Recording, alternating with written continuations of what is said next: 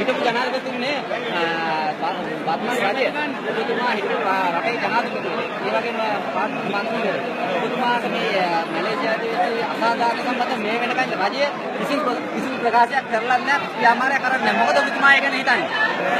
අද ක්‍රියාකලාපය හැටනේ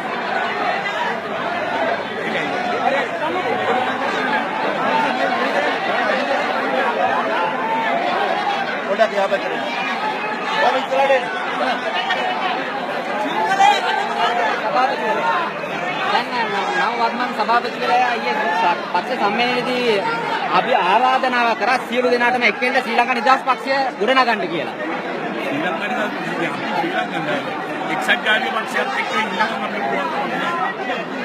අපේ ප්‍රතිපත්ති ලොකු වෙනසක් තියෙනවා. ඒකනේ බණ්ඩාරනායක මහත්තයා එක්සත් ජාතික පක්ෂයෙන් කඩාගෙන ඇවිල්ලා ශ්‍රී ලංකා නිදහස් පක්ෂය හැදුවේ ආපහු එක්කව වෙන්න නෙවෙයි.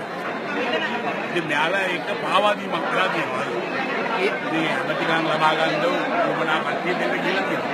ඒ වගේම දැන් හිතනවා කියන්නේ දැන් ප්‍රතිපත්ති විශේෂම ප්‍රතිපත්ති ඉතිරිලා තියෙන වෙනස මොකද? එක්සත් ජාතික පක්ෂය අපේ ප්‍රතිපත්ති පිළිගන්නේ නැහැ. අපි එක්සත් ජාතික පක්ෂය කියන්නේ හා ප්‍රතිපත්ති පිළිගන්නේ. ඒකයි වෙනස්. ඒ වගේම වුන් කියා සිටියා ඊළඟ එළවෙන මැතිවරණයේදී අතර